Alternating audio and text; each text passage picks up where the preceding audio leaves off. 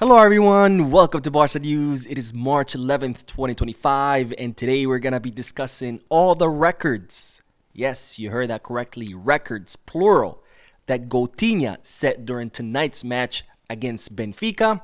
Also, Coutinho was not the only one to set records. Lamine Yamal set his own historical record, and I'm going to tell you what it was. And finally, we're going to discuss all the earnings that Barcelona have generated so far this Champions League season.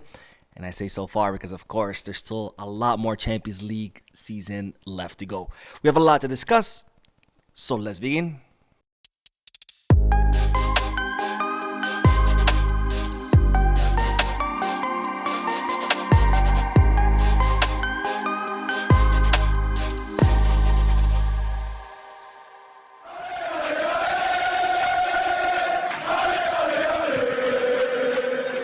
Hello everyone, welcome to the channel. My name is Mo, and today we're gonna begin this video with the great news that Barcelona are officially through the quarterfinals of the Champions League after defeating Benfica 3-1 at home with 2 goals of Coutinho and a golazo by Lamine Yamal for an aggregate scoreline of 4-1, sending the Blaugranas to the next knockout stage, where tomorrow we're going to find out who will be our opponent in the quarterfinals.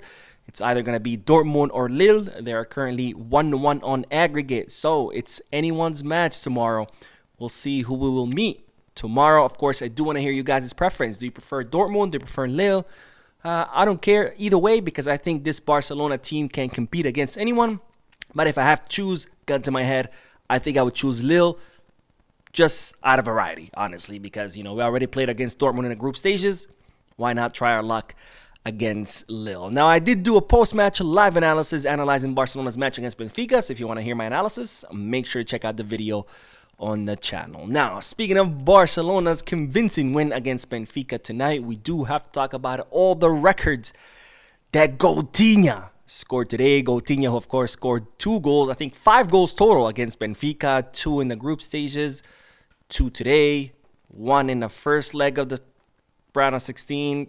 I mean, they're probably building statues of Coutinho in Portugal just to be able to tear him down because he's been an absolute dagger in the heart of Benfica. But let's discuss all the records that Coutinho set tonight. Now, with his 2 goals today against Benfica, Raphinha has officially become the top goal scorer of the Champions League this season with 11 goals. Ladies and gentlemen, 11 goals in 10 matches.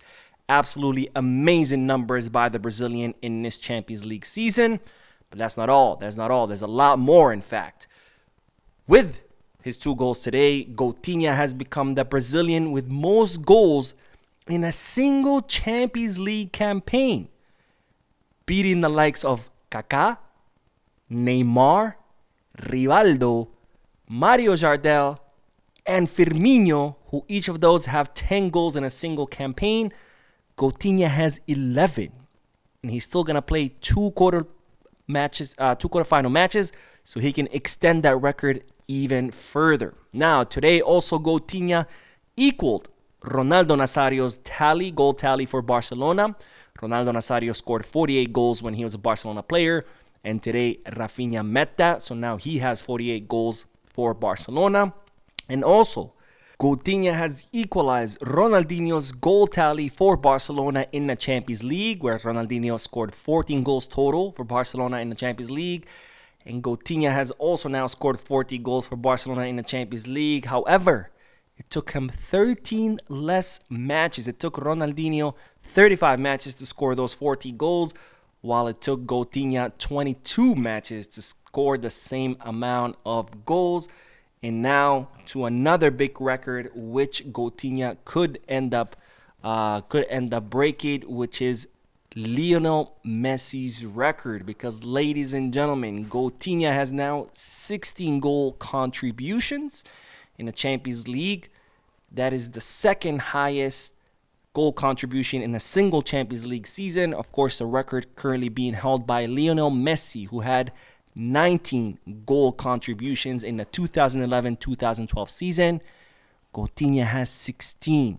He's only 3 goal contributions away from equalizing Messi's all-time record. And let's not forget, we still have a lot more season to go. So Coutinho could easily break, well, not easily, but he could potentially break this record. Absolutely insane performance by Coutinho during this Champions League season. Absolutely insane performance throughout the whole season. He currently has 27 goals and 19 assists. I'll say it again, 27 goals and 19 assists. He is only 3 goals away from tripling the amount of goals that he scored all of last season, and it's only March. And to think that people were trying to convince me that Coutinho's 10 goals last season made him one of the best wingers in Europe. No, my friend.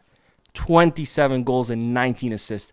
That's what makes Coutinho the best winger in Europe. That's what makes him, to me, the best performing player in the entire world. And I think these are Ballon d'Or numbers. In fact, Coutinho has already surpassed Vinicius Junior's numbers from last season.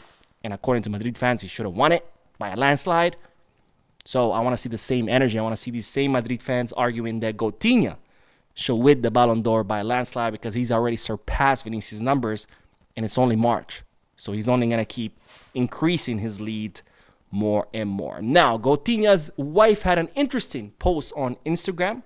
And I usually don't like to, talk about families of the players or things like that, personal matters.